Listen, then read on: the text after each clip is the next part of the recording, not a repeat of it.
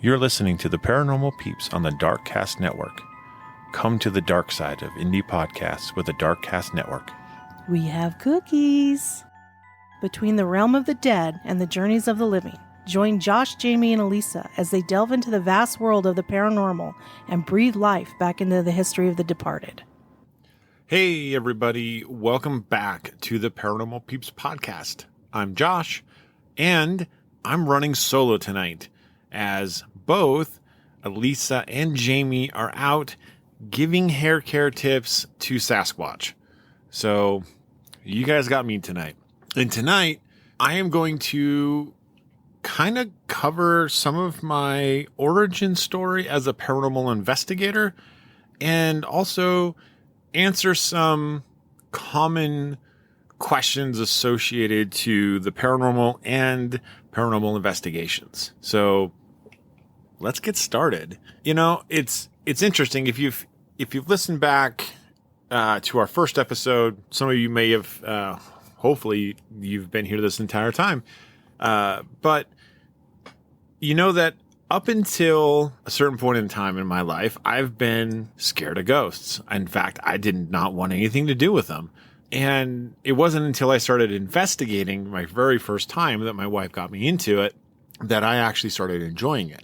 But I did have paranormal experiences prior to becoming an investigator. And they started, I wouldn't say fairly young. I think they were started in my late teens, where I had some experiences. And to me, it was always kind of tough because I was that kid with kind of an overactive imagination. It helps to be creative in that way. But also when you're kind of in that mindset and your parents let you watch The Shining and also Poltergeist before you're 6 years old, it didn't really help a whole lot. So for me, I was always kind of like scared of the dark. And it was more so, just of the unknown, which is what, kind of terrified me. So now, obviously, that's not an issue anymore, but it was growing up. And so I had some experiences, like I said before, like when I was driving, I grew up in North Dakota, which now it's funny because I grew up in the second largest town or city in North Dakota. In the suburb where I live in now in Utah is larger than that city, which is kind of funny. But we would drive a lot of times at night and in the countryside. Obviously, you don't want to hit deer and stuff like that. But I had these feelings as I was driving that I was no longer alone and that there was somebody else in the car with me. I called them paranormal hitchhikers, ghosts, like hitchhiking ghosts, essentially, not the haunted mansion kind. Now, I don't know for a fact if there was actually a spirit with me, but I just kind of had that feeling that there was somebody else in the car with me. Now, it's entirely possible, but I don't know. And those are kind of like, that's one of the earlier things I can remember. Now, that never really terrified me. I don't know why it didn't, but that just never did. The time that actually kind of freaked me out was I was working at this little sub shop, and this was in a town called East Grand Forks, which is right across the river from Grand Forks where I lived. And so it's, not uncommon to work in one town or the other. And this place was right next to a railroad track. And the interesting thing about it is there was a restaurant, or not a restaurant, right? It was a little sub shop, a little no-name sub shop in the basement where I worked. And then upstairs was an Ace Hardware. Now, I was told by somebody that there used to be a restaurant in the building before we had the sub shop there. And this plays in part to this experience that I had. Now, to be fair, I didn't know that until I had this experience. So that's the important part, is that I wasn't disposed to know that ahead of time. But what's interesting is I worked nights and I worked alone, which, most places now, if you're the closer, you're not working alone. It's just not safe. But this was the 90s, late 90s, and I was I was safe. It was, nothing really was going to happen. So one night I'm there by myself and this guy walks in and he just giving me his order. It's pretty common. It's just him across the counter from me. And as he's giving me his order, I get this weird static sound in my ears, almost like the ringing, like tinnitus in your ear. But this was actually a lot louder. And the crazy thing is that it blocked him out. I couldn't hear what he was saying. And then it faded and I heard the sound of a restaurant. I heard people talking, glasses, clinking, knives and forks on plates. Like you could hear it perfectly plain as day. And I kept my cool. It could have freaked out. I think it would have freaked the guy out, honestly. But he didn't react to it. And so when it stopped and I could hear normal conversation again, I just politely said, I'm sorry, I didn't get that. Can you please repeat yourself? And he was very kind to do that. But if he heard it, he made no notion that he heard that noise going on. So it was kind of freaky in that avenue. And I would love to say that was the last thing I had happen in this place, but it wasn't. Another thing that happened is, again, these things usually happen to me at night.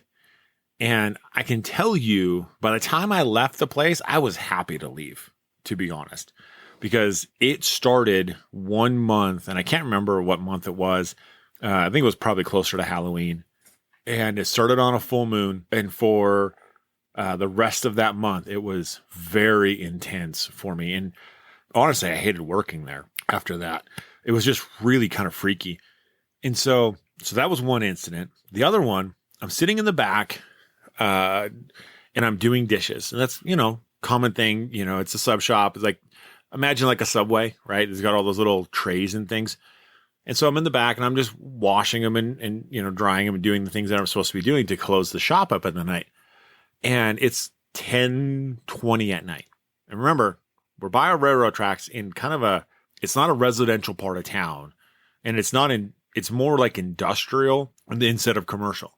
And so I'm sitting there and I hear little girls playing loudly. Like I can hear it both ears.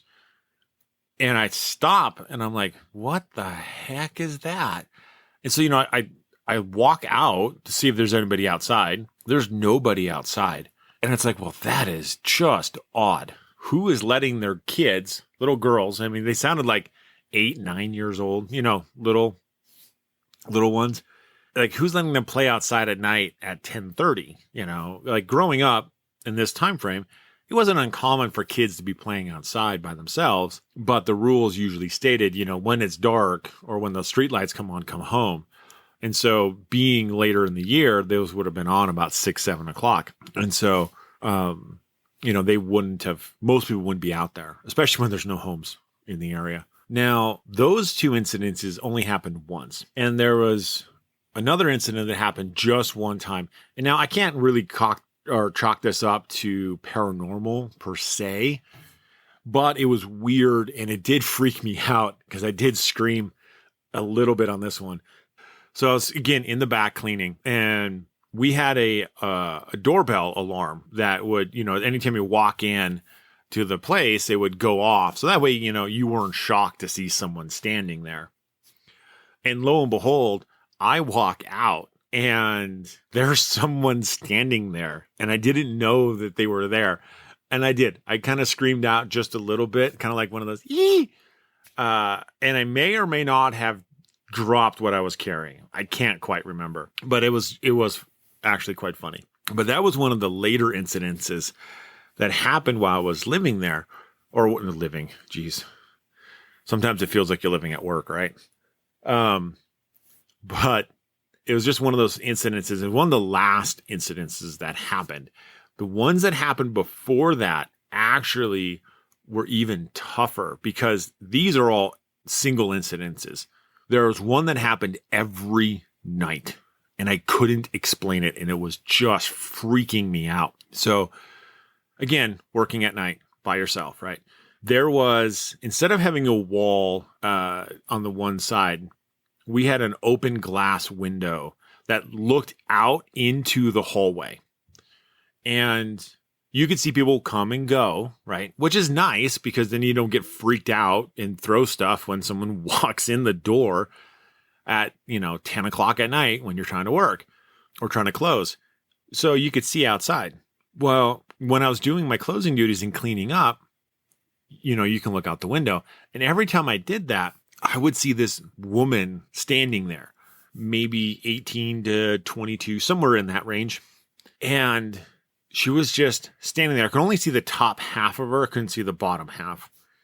And she had on what I can only describe at times is like the Star Trek Next Generation shirt, uniform. That's what it kind of reminded me of. It just looked weird. The part is that she only stood in one spot and stared into the restaurant every single night. And I did my best to try to figure out what it was. Like I would, walk out, look in the hallway, nothing there. Pretty common, right? That's the first thing you're going to do if you think there's someone standing and staring at you. The next thing I did is I took down, we had these like a chip rack that hung on the wall right next to the soda machine. I took that down, put that aside so it wouldn't cause a reflection. That didn't do it. No idea to this day what that was, what I was seeing. Was it a ghost? I don't know. Was it some form of pareidolia that I was experiencing? And because of the way my mind was, that I just made it look like, my mind just perceived it to be a woman standing there? Very possible. But I can tell you that it freaked me out every single night. And in the span, all of this stuff happened in the span of a month. And I'm like, I'm good. And I eventually left, and I was super, super happy that I was gone. Bummed I didn't have a job. But then again, this was like just right after high school. I could live without having a job back then and just get another one. And so those are like the ones that freaked me out. Now, there was another incident that happened, and this was terrifying because this is not your run-of-the-mill ghost, what we would consider, like a run-of-the-mill ghost thing where it's like, oh, there's this little thing and, it's grandma, it's grandpa, it's, Uncle Fred. This was truly demonic. And I know it was because of how it made me feel, what it asked me to do. Thank goodness I never did these things that it was asking me to do. And it was only ever in one house, which is just, I don't know why it was there. It wasn't attached to me. I know that because it never followed me, but it was in this house. And so it was in my ex's house. And when I would come over and visit, and we were together for years. So I think it was 8 or 9 years we were together, my younger days. And anytime I was over hanging out, because it was, often, right? And this didn't happen right away. This is the part that is interesting about it, is it didn't happen right away. It happened kind of in the middle third of it, which is really weird. But anytime I was over there, and I would be hanging out in the basement because that's where everybody hung out. That's where they had redone the basement to be like a family room type of area. So like there was computer gaming and there was karaoke and music and TV, and it was just fun, right? And a wet bar down there, and it was just fun. But I'd be sitting down there, and this voice would come into my head and say, you can kill them all, and it would give me instructions on what to do, who to shoot first, because they were gun owners and there were guns laying around. It's not uncommon. It's North Dakota's like rural country anyway, right? And so it's not uncommon for people to have firearms laying around. Some of them, none of them were really loaded, but there was ammunition around, and it kept doing it over and over and over again. And it was terrifying, honestly, because not only would it give me instructions on how to do it, it'd give me images as well. of me doing these things. And it's scary, the level that these dark demon entities, these dark entities can go to try to manipulate individuals to do things that they necessarily wouldn't normally do. But that's kind of their point, right? And so, yeah, it was spooky. Now, I would love to say that was the last of my experiences before I became an investigator, but it wasn't. The other one that happened, and this one was interesting because it didn't freak me out, but it did actually give me a sense of calm, which is interesting. And honestly, the part is that this was about the same time, honestly, that I was having this demonic issues over at my ex's house. And I was living on my own. It was my first real solo apartment, right? I had gotten back from basic training in AIT because I had joined the North Dakota Army National Guard. And I was living on my own. I was working at Domino's, and life was great. I was living in this old house that was converted into like 6 apartments. Pretty common in that area for people to do that. They take these old homes, they would chop it up into 4 to 6 apartments, and it'd be an easy way for people to convert one home into multiple apartments and make some money off of it. I think my rent at the time was like $300. I mean, it was ridiculously low. And working at Domino's, I had more than enough money. I mean, shows you the time of day it was. Just different time for sure. But I knew that place felt haunted to me too, because I would be sitting in my bedroom and I'd hear voices coming from the other room. And I'd get up and I'd look and go into the other room, and there's no voices, there's no TV, there's no nothing. Now, to be fair, it is possible that it was people below me or another neighbor or something like that, because there were, people around. I think there were actually 2 apartments below me. And so, yeah, it's possible. I can't say definitively that it was one way or the other, right? But I just had that feeling. But there was one day, and my ex had come over to visit, and I wasn't feeling the greatest. So I decided to go take a nap, right? And so I go into the bedroom, and I take a nap, and she was hanging out in the living room doing, I don't know, watching TV or something. I can't quite remember. And I got woken up by someone walking into the room and sitting down on the bed, and you could feel the bed compress. Now, of course, first thought, right? It is somebody physical, right? Because then I could feel, I felt the bed compress, and then the bed decompressed. And so it's like, oh yeah, that's definitely, the ex. Right. But I went out and talked to her, and she's like, no, it wasn't me. I didn't do it. I've been out here the whole time.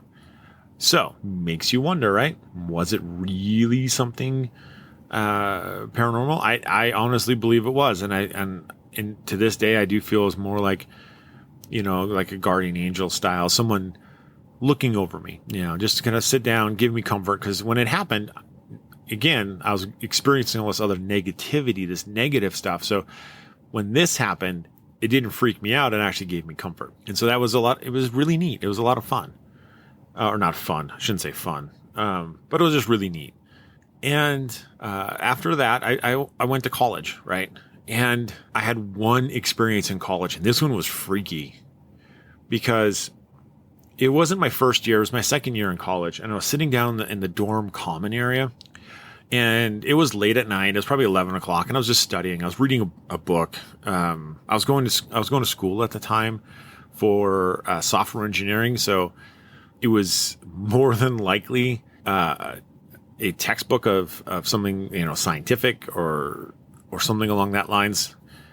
And so I'm sitting there reading, studying, and when you're sitting down and you're reading, you can kind of see over the top of your book, and you can see out, right? And so I'm doing that, and I see an old lady look around the corner, just her head, right? Peer around the corner, look into the common room, and go back. And I'm like, what the heck was that? So I get up, put my book down, get up, walk into the hallway. And this is one of those dorms where you can stand in the main hallway and look down from one end to the other and see all the way down on either side. And so I do that, and there's nobody there. And I was like, well, that was freaky. And I started talking to other people in the dorms about that. And now I lived in a co-ed dorm. Each different floor was a different, was designated male, female. What's interesting is I was talking to people, some of the other residents, some of the other female residents that lived there. They're like, we had similar instances that happened to us, but they were in the bathroom where they had people walking into the bathroom, you know, another woman, and you could see her legs, her feet, but they were transparent. And that's very interesting. So didn't take too much of it, but those were a lot of the instances. And then for years, nothing really happened until I moved into this one apartment. And this apartment, I did not like. I lived there for, you know, a handful of years actually, because I liked the apartment. I didn't like the bedroom. And it always kind of gave me the creeps. And part of it, let's be honest, is the fact that the mirror or the doors to the closet that were in there were full mirrored. And there's still to this day something creepy about looking into the mirror in the dark, like in a dark room.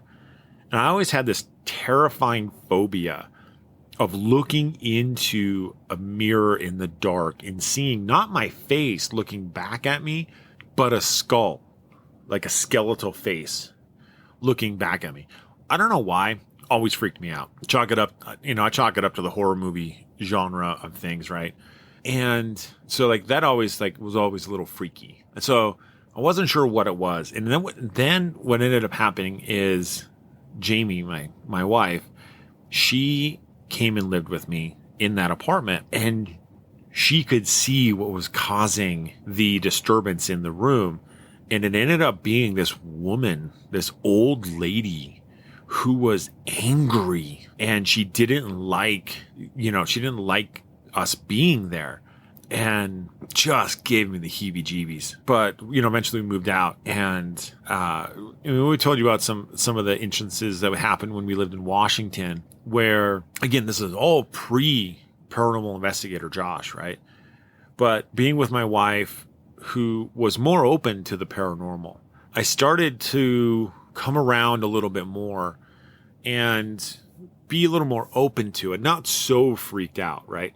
Because this house that we lived in, it was a brand new built house.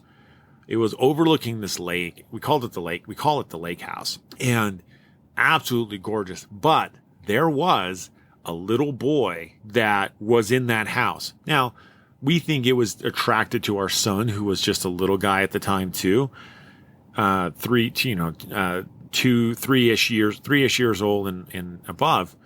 And because we lived there for years, and I'd see this boy every so often. And like, there's a time I was sitting there doing laundry, and I'm folding clothes in the dryer, and it's kind of in the open area in the basement. So you can see the stairs. They're just right off to the right. And I see this little boy walk down the stairs and hunch down and look through the slats.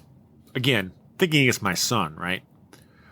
Turn around to acknowledge my son, and then there's nobody there. I was like, well, that's definitely weird. And another case, I was working in what I called at that time, this room that I called my office. This is where I started doing my programming work. And I was working on something, and I can't remember what. I could have been going to school at the time too. But anyway, this little boy walks into, I can see it clearly because I normally am looking at my screen, but with peripheral vision, you can see quite a bit of different things. And out of the peripheral, I catch this boy walking into my office and stopping right at my desk. Again, something that a little boy like your son would do. Turn around and look, nobody there. Got a little braver this time, put my hand out where I thought the boy would be standing, and it was definitely colder. Definitely a cold spot there, And so that was really interesting on that avenue. And then we ended up moving to we moved to Utah. And it was shortly after we moved to Utah that Jamie got me to go on my very first paranormal investigation. And I'll be honest, I really wasn't looking forward to doing the investigation. That still freaked the crud out of me. But people like Steve Gonzalez from Ghost Hunters, because we'd watch Ghost Hunters. Steve Gonzalez was supposed to be there. Dustin Perry was going to be there. The Haunted Collector was going to be there. John Zaffis. And the big dog, Josh Gates. And he was doing Expedition Unknown at the time. And so I was like, well, this is really cool. I get to meet Josh Gates. This is super, super cool. And so, of course, I paid the fee and super happy to go do this. It was a 2-day event. One night was a meet and greet. And then the next night was this investigation. And so we did the investigation and we're standing outside of Waverly Hills. And I am freaking out inside. I am nervous. I am terrified. I'm like, oh my gosh, I'm going to this super dark building where it's supposed to be uber haunted and there's going to be all sorts of stuff happening and it's going to be terrifying. And, it wasn't. And you can remember though, at this point in time, I'm actually 40 years old or close to 40. I'm in my late 30s and I'm still scared of the dark. And so the thought of me sitting in a dark room terrified me, right? Thinking about walking down the body chute at Waverly Hills terrified me because the one thing about Waverly Hills is you got better or you died. And there were a lot of people who died on that property. And so, of course, you're thinking this is going to be super scary because it's kind of how they show you on TV, right? A little bit. They make it look super scary. Let me tell you, it's not. For the most part, it's not scary. And investigating Waverly, it was fun. I enjoyed it. And we've gotten some really neat EVPs from that investigation. And we went armed with a digital voice recorder, which I still have and use today, and a flashlight. That was it. That's all we had. We didn't have all these other gadgets and gizmos and stuff like that. And we were sitting there, investigating, and we were kind of like doing some of the things that you see on TV and stuff. And what's real funny is I put down a flashlight, right? And I was like, hey, could you move the flashlight for me? And I get this EVP response of a little child, like, no. And it's like, oh, so you don't want to, or you can't, right? It wasn't sure which one, but it just kind of had that snarky feeling like, no, I'm not going to do what you ask. And that's just kind of funny. It was on that investigation and I didn't see this personally, right? But Jamie saw just a pair of legs walking across an open area where there was nobody, there or standing. That's kind of crazy if you, only see a pair of legs walking. And I don't recall seeing anything at all on that first investigation there. I remember still not really liking the dark. I kind of kept my flashlight on a lot. Just made me feel more comfortable. And I think we had a black light flashlight, so it was a purple light. Made it a little bit easier on your eyes. But we didn't do a ton. I mean, we stayed there the entire night and we were one of the last people to leave. But we got a handful of EVPs, and still to this day, our best EVP ever was at that investigation on the very first time. And it's a full 2-sentence EVP, and it's amazing. And then we have it on our Waverly episodes. It's on there. So you can go back and listen to those and you'll hear it. But it's interesting how that's what hooked me. It's just knowing that it's not super freaky. And it wasn't until a year and a half later that I did have what I would consider my most terrifying paranormal experience while investigating. And that happened at Eureka, Utah, in an old bank building. And now there's a typewriter, a historic typewriter salesman in there or something like that. I've gone to the building several times to go talk to the guy, but it's always closed. So I really don't know what he sells or she sells inside the store. But it was in this back room of this building because we were on a public investigation, and our team lead was like, hey, sometimes this spirit likes to hang out in here. And as soon as she opened the door, I was hit with an immediate and intense terror. And it's super hard to explain, but I wanted to crawl back through the wall that I was sitting against. It was just terrifying. And it wasn't anything that really happened, right? I didn't see something happen, but it was terrifying. And it was after everybody left, I asked my wife to close the door. And as soon as she did, I felt at ease. Now, it could be something mind a mind game or something like that. Your mind playing tricks on you, in those things. But I will tell you this, the panic and the fear was real to me. It was terrifying.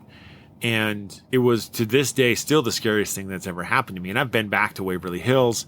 I've, investigated prisons and other places where there are really evil things lurking around. And I've walked through there by myself at times. And it's still not, and nothing has compared to that moment to this day so far. And I've had feelings of unease in places while investigating, but nothing like this. This was absolutely the worst experience I've ever had in my life.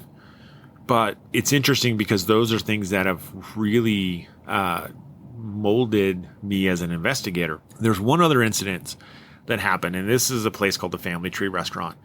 And it's been on ghost adventures in the past, and it's supposed to be super haunted. And I will tell you, the last time we were there, it was. And it got a little freaky because people were getting attacked. Because, again, there was what we call a type 3 entity, which is a non-human spirit. Other people call them demons, elementals, whatever. They're just not nice, right? And this one, for whatever reason, was attached to a certain book that was in the basement. It was like a health science book. Makes no sense, honestly. It's like the most benign thing in the world. But they were definitely attached to this book. And why we were there, because there's also supposedly, again, I only going off what people have told me because I have not experienced it personally, but supposedly there's a portal there, and this entity was guarding the portal, probably to keep things in or out. I'm not entirely certain how that they protect those things. But this one, it was given a nickname of Lucy by the team that we investigated there with on a couple different occasions. And people have pictures of this thing. And it's the one picture that I've seen is this little girl that's got black eyes. And honestly, it's kind of freaky, super freaky. But I was hanging out there all night long during one investigation, and not a whole lot was happening. We're just kind of sitting there having a conversation with another investigator. It was fun. It was just a really fun night. But we had these people come down and investigate with us. And when we had like 10 people down there, this entity really kind of started getting riled up and ramped up and started touching people and like, hey, look, you can't touch us. This is not allowed. But what's real interesting is we're sitting down there pitch black, and I've been down there the whole night in the pitch black, right? But I look up and I can see over the top of me, right, is like this web of dots. Like it makes me think of like the inside of a fishing net, kind of, right? Kind of like that. And it was like domed over the top of me, and it was very strange. And the only thing I can think of, it was some form of protection, something that was protecting me from this entity. I don't know anything. I mean, it's only every time it's ever happened during investigations that one time. And I can't explain it, but it was weird. It was interesting. And I've had other experiences investigating in other places. And so it's those things that kind of keep me coming back, because we're trying to explain what really happens, right? And some of it, let's face it, there's a thrill involved. Like when you're sitting in a cabin with just two people, right? And your hands are on top of a table and your feet are flat on the floor and the table is bumped up and down violently, like someone's slamming, the underside of it or punching the underside of it, hitting it. It's kind of exhilarating, right? If you see a shadow in the dark and a shadow ball in the dark move into a room from the hallway, coming towards you in the hallway and then shoots into a room, those are really, really neat things. Those are fascinating. Other people going to run and they'll go run and hide. We kind of run towards that because we're trying to understand who's there. Because the one thing we've said on many occasions is people don't like to be forgotten, right? And we believe that there are human spirits. That not everything is, demonic or an angel, right? There are those who believe that. We don't necessarily believe that, but it could be just grandma or somebody like that. And people don't like to be forgotten. And so that's the thing we make sure that we have these conversations with spirits because they don't want to be forgotten. We try to get as much information as we can from them, who they were, what they did, and it's a tough conversation, because they can't always respond in a way that we can hear, right? There are those individuals who are what we call sensitive that can pick up on spirits, see them, hear them, right? And those people can have a much more thorough conversation with them and one that could actually be, productive in that avenue. For individuals like me, we have to rely on equipment to help do these conversations. Now, I know a lot of people, and me included, I'm very skeptical of equipment. REM pods, K2 meters, any other EMF style device, right? Spirit boxes, any of those things, right? Gadgets and gizmos that are being used for what we would consider potential scientific research, but these things were never truly designed for that, except for, to be fair, the EMF meter spirit box. Now, that was created for that. The Mel meter was created for that purpose. The inventor of the Mel meter created it because his daughter died and he wanted a way to communicate with his daughter. And his daughter's nickname was Mel. So I think it's short for Melissa. It's very heart-wrenching. That was actually probably one of the best episodes of Ghost Adventures I've ever seen. But it does, those things aren't really, you can spoof them, right? You can spoof a Mel meter by using your phone, by using another EMF emitting device. Even your cameras, your video equipment will emit EMF and can make those things spike.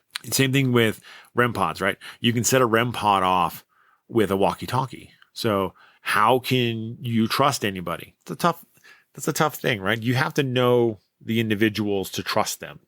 There are people that I've investigated with that I trust wholeheartedly. I know that they're in it for the right reason. There's other people out there that I don't trust at all. And I wouldn't trust them to give you an honest answer of anything.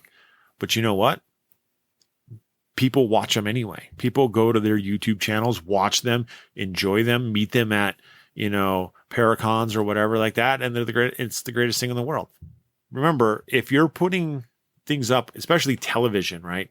Television is designed for entertainment. So what they're showing you, what they're giving you is all through the lens of entertainment. Try to find someone that gives you through the lens of scientific or, an eye of skepticism, right? Not everything is paranormal. Not every time a K2 meter goes off, is it paranormal? Not every time a REM pod goes off, is it paranormal? Right? Even the spirit box is not always going to give you what you're looking for, right? It can give you false positives to questions, potentially, right? What I look for when I use equipment is consistent and repetitive responses to the questions that I'm asking. And so have I gotten a lot of luck with a K2 meter? No, gotten very little actually. I've gotten, I don't have a REM pod, so I've used one. I borrowed one from some people. Again, nothing, consistent, nothing that gives me what I'm looking for. The best things that we've had that have ever worked for us are dowsing rods and voice recorders. And dowsing rods are interesting because they don't take any energy. They don't take any, they don't take batteries or anything. They're just pieces of copper instead of a copper tube. But to watch those things move when your hands are sitting still and you watch those rods move and answer questions, and what we do is we say cross for yes, push them apart for no, keep them straight for, I don't know, there's a couple different ways you can do it. And it's crazy when you're watching these things move and answering questions, and then you're able to garner information, and then can you back it up? And that's the last piece that we use is after an investigation, when we get done, we collect all of this stuff, right? Names as best we can, information associated to people that we're talking to, or we think we're talking to, right? Because can't see them, don't know.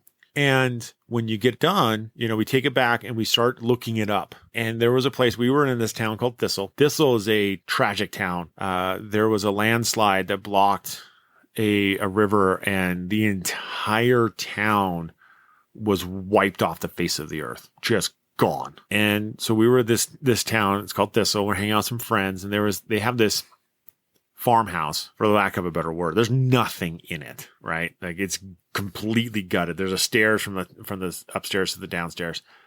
But we were investigating it, and we got a name and some information about this person that owned this home, that was there, right? The spirit that was there. And I was actually able to go through and look through the public records and find the owner of the house. And wouldn't you know it, it matched. And that's the coolest thing in the world, when you can get a full match. The other thing that happened there, and we didn't see this happen, but people were very common to break onto this property and do not so nice things, right? There was actually a pentagram drawn, painted on into the basement, right? And someone had pulled through a type 3 at this place. And we don't have any video evidence of this, but we have audio. And we had this ping pong ball, and ping pong balls are very easy to move, right? You can easily roll a ping pong ball. But we had left it in a spot, and we told this entity to move it. If we just want to see you move this thing. And so we left the building. We were sitting outside by a campfire, just kind of chilling, hanging out. And we heard the ball bounce down the stairs and onto the concrete. And when we went back and listened to the digital recorder, and you can hear the ball rolling down the wood boards as it traveled the length of this room to the stairs. Now, it's not a normal staircase. It's a spiral staircase, right? It bounced on the spiral staircase and then came back the direction that it originally rolled, right? So it made a big U inside this house, and it landed and stopped in the center of this pentagram. Kind of freaky. If there's any, proof that this thing was what it says it was, it's a pretty good shot. So everybody, I hope you enjoyed this time of hanging out with me. I always like telling my paranormal stories. If you guys want to know more, hey, hit me up on any of our socials. We can answer more questions. If you got questions you want to hear answered, we can either answer them individually or answer them as a group. And if you enjoyed this type of content, please like and subscribe. It does help us out. And as always, stay ghosty, my peeps. Sup, creeps, and welcome to Creepy Confidential. Is Mothman really a supernatural force predicting impending doom? Did Apollo 11 really land on the moon in 1969? Did you find out if that was a cult that was living just 2 doors down that you waved to every single day when you got your mail? If these are the things you ponder when you should be sleeping, then I would like to welcome you to Creepy Confidential. I'm your host, Noelle, your resident weirdo Wisconsinite. I open case files on my favorite cryptids, cults, conspiracies, and other worldly creepy, with new cases, live broadcasts, and local lore. Some stories have been lost with time. Others are perhaps still happening today in your local communities, right up under your very creepy noses. So get ready, creeps. It's Creepy Confidential.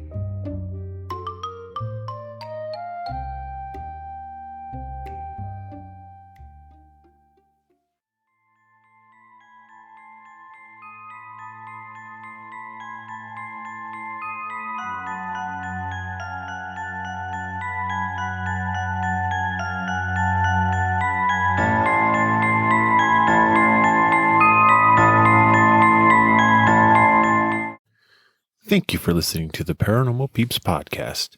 You can find us on social media at Twitter at CPR Paranormal, on Facebook at Paranormal Peeps Podcast and Cold Spot Paranormal Research, And you can find us on Instagram at coldspot_paranormal_research.